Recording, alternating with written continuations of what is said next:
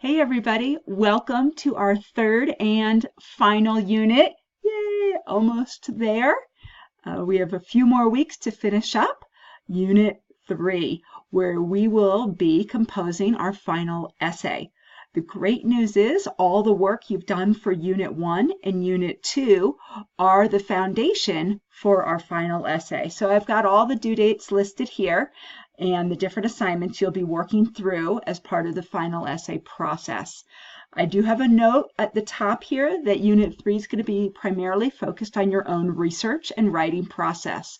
So we have some assignments due, but they're focused on your topic, your research, your process. And so that will include the annotated bibliography as well as the final essay outline. So you'll want to look over the specifications of those assignments as we work towards our final essay. So what I'd like to do is just review what the final essay will be. The background is that you've completed the first two steps of forming an argument. In Unit 1, we worked on creating the background, summarizing the history, and providing important definitions to set the context of our argument. In Unit 2, we took the time to analyze the different arguments on our topic to look for the persuasive strategies that the different sides use, perhaps the logical fallacies that are in those arguments that will help us look at our argument more critically.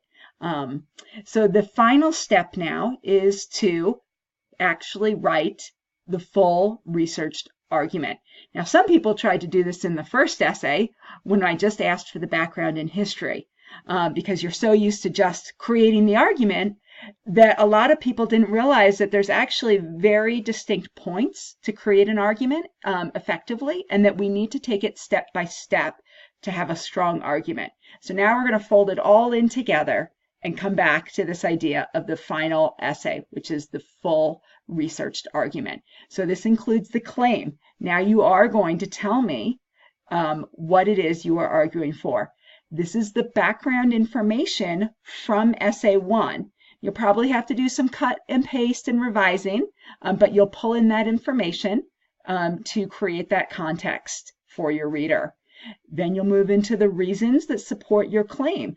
Now you'll know these reasons because you've analyzed them in Essay 2. So you're going to want to pick out the strongest reasons that you analyzed, as well as offering the counter argument. And you looked at that in Essay 2 as well, and you know where the holes are in those arguments.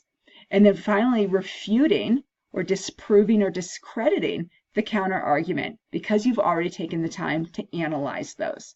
All right, so much more involved this time. It includes all of the pieces of a argumentative research essay, and it includes the pieces that we've already worked on. All right, so this is going to be a 5 to 7 page final essay, pulling from the first and second essay, with some cutting and revising and shifting things around. It's not just a cut and paste and put it together. You'll really want to think through how does it all come together to create the whole picture of your argument. Again, MLA or APA format, a minimum of 3 sources in text citations done properly. And here's the rubric, the questions I'll be asking myself as your reader to grade the paper. For the sample outline, you'll be doing that as one of your assignments, so you can see the final essay outline template for that example. And then just a template for developing body paragraphs in a researched essay. So that gives you a little bit about developing body paragraphs. Okay, so that is the research essay that is due, final draft, July 22nd. You'll notice I also have an annotated bibliography and an outline due. So let's take a quick look at those. An annotated bibliography is an assignment. Sounds pretty fancy, but it's not all that scary once you understand what it is. Let's see. That didn't open there. Let me go back and open up this. So this is due July 8th, and what it's going to do is it's actually going to look at the sources, the academic sources that you've been using, and it's going to analyze them. And so the annotated part is basically making notes about it, and the bibliography is the information about the source. So an annotated bibliography has three main components. It summarizes the article in a few sentences. It assesses whether this article is going to be useful or not. And then it reflects on how it fits into your research. Is it credible? Do you think it's a solid resource for your argument? All right. And so it goes on to say why we write annotated bibliographies. It helps us create a bigger picture of our topic. It helps us eliminate sources that will not be useful. So even though you have a source on your annotated bibliography, does not mean you necessarily will have it in your final essay. And it also helps us formulate a strong thesis or a claim. And here's an example of an annotated bibliography entry. This is just one. You're going to do a total of 4. So that's the annotated bibliography assignment. And let's go back and I'll show you one more thing. That is the outline assignment, which you will be completing as well as part of this.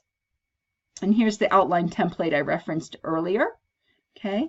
And so a couple different options for outlines with persuasive or argumentative research. So you always will have the introduction with your claim. You will always have the background about the issue as part 2 to set the context. But then the next middle section can really vary depending on your argument and what flows best. Some people like to give the counter argument and then their argument and then their closing. Okay. But you may also want to present your argument first and then your counter argument, so you can flip-flop those. Or you may find that the best way for your topic is to give argument, counter argument, argument, counter argument. So there's 3 different variations for an outline here. Just make sure that you've got the intro and the background and the closing, obviously, is kind of the beginning and the end, but the middle piece should fit well for what your topic and research shows and how that flows best for yours. All right, so as we work through Unit 3, please reach out with any questions, concerns, challenges. I'm super excited to read your final essays and help you get there. So enjoy, and I'll see you online.